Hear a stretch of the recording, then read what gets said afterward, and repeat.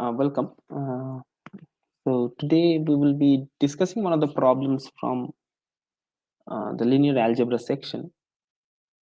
So where you need to kind of understand what the spanning set is. So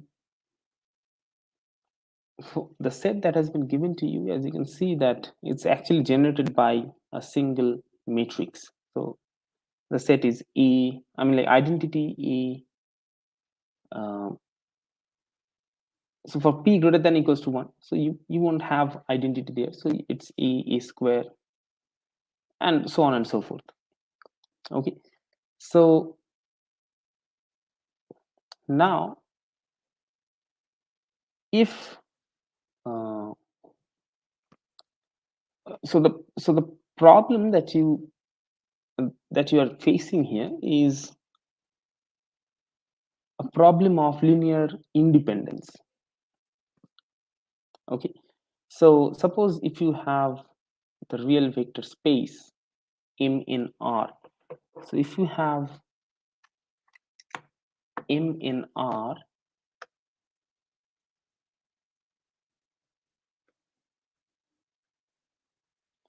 so suppose if you take m in R, then it is nothing but R in square as a vector space over R,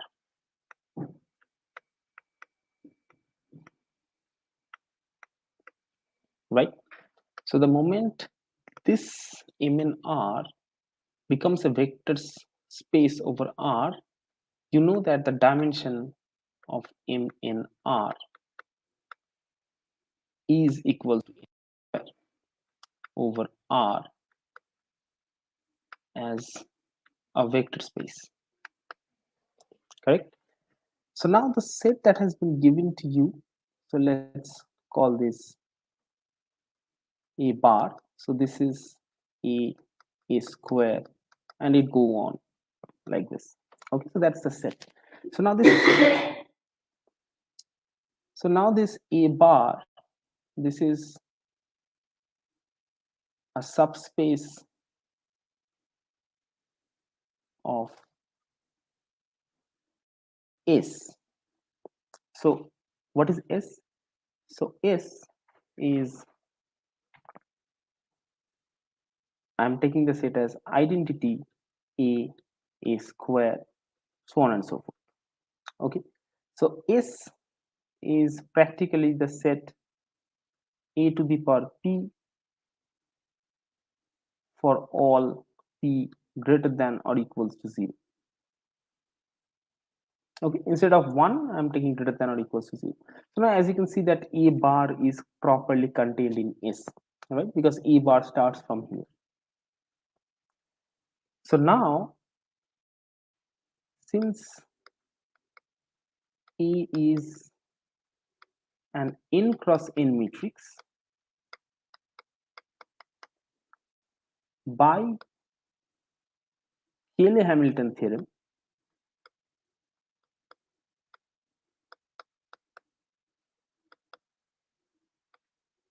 you will find something like this. Let's say ai a to the power I equals to 0 to n, this is equals to 0, where en is 1. So this is the Cayley-Hamilton theorem, right? Because if you take the characteristic polynomial, and you put the matrix as the variable, then it serves the purpose. All right.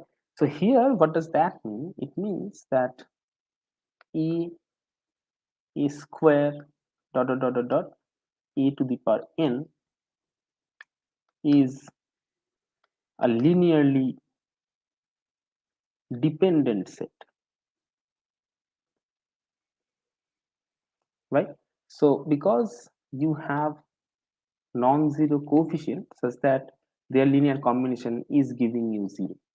That's the basic idea. So the moment you have this as a linearly dependent set, then dimension of S, this is strictly, sorry, I, comma, just a second, otherwise you cannot include it. Yeah, so this is a linearly dependent set. So that means what? Dimension of S is always less than n plus 1. Okay, the moment dimension of S becomes less than n plus 1, dimension of A bar is less than equals to dimension of S, thus not equals to n square for n belongs to n, such that n square is not equals to, yeah, so for n belongs to n, right? So this is the basic idea. So what we're doing, we are first taking the Cayley-Hamilton theorem into account. So given any matrix, that you will always have the Cayley-Hamilton theorem, which will give you something like this. So since it's n cross n, this will be 0 with non-zero AIs, where not all of the AIs are 0, right?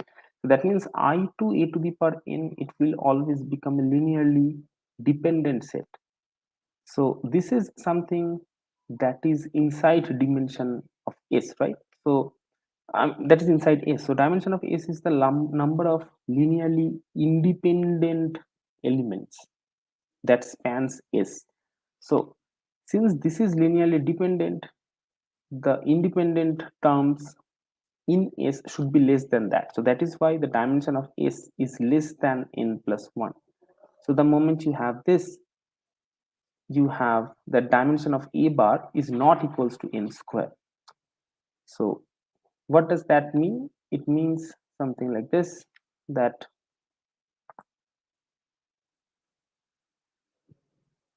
since dimension of A bar is not equals to n square, A bar cannot be a spanning set for M and R. Okay, so that is it. So that means this is a false statement.